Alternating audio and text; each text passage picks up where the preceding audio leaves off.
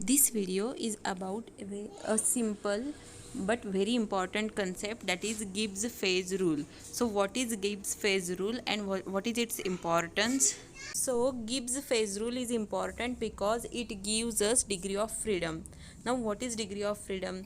Degree of freedom is the total number of intensive variables required to locate or fix the state of system at its equilibrium.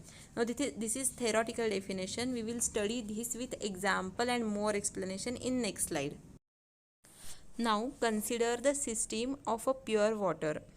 Now in order to fix or locate its state at equilibrium, we must know its temperature and pressure. Now what is temperature and pressure? Temperature and pressure are two temperature and pressure are two intensive variables which are required and sufficient in order to locate the state of system at equilibrium. Now these two in this case here we require two variables in order to locate the state of system. These two variables are called as a phase rule variables. Now the count of these phase rule variables is degree of freedom. It means that the number of intensive variables that is required and sufficient in order to locate the state of system at its equilibrium is called as a degree of freedom. In this slide we will see how to calculate degrees of freedom. So here is the formula, Gibbs phase rule, that is P plus F is equal to C plus 2, or we can say F is equal to C plus 2 minus P. Both are same only. Where here P is the number of phases included in the system, F is the degree of freedom, and C is the number of components included in the system. Now we will see few examples of this. Now consider the example of pure water system. Here number of phases is 1 and number of components involved are also 1. So the value of degree of freedom is 2. Now consider one more. This is example of single component and single phase. Now take one more example of single component and single phase, that is pure argon gas. In this case also number of phases involved is gases only, that's why only one phase involved, P is 1, number of component is 1, that is argon gas. So the value of F is 2.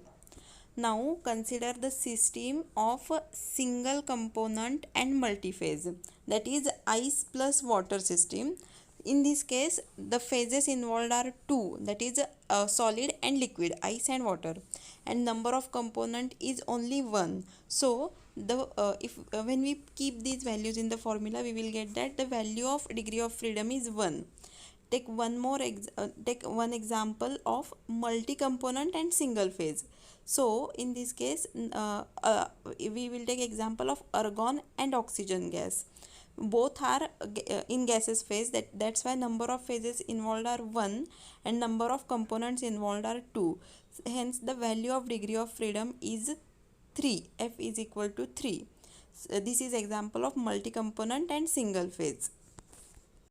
Now take one more tricky example, that is example of system containing steam, water and ice. So in this case P, that is number of phases, is 3 and number of components is 1. So if we keep these values in the formulas, we get F is equal to 0. What does it means? It means that this system lies at its triple point. So what is a triple point?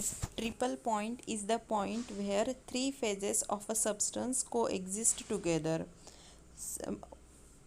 When substance is at its triple point, its degree of freedom is 0.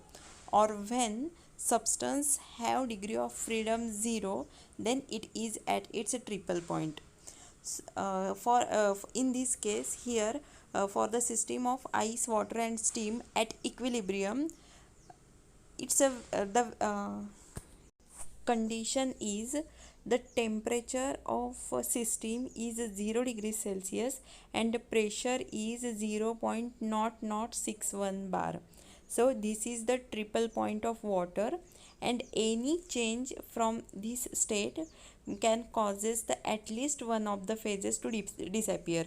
It means if the system deviate from this condition of temperature and pressure, then it will not lie more in on its triple point, and one of the phases, that is either ice, water or steam, will disappear.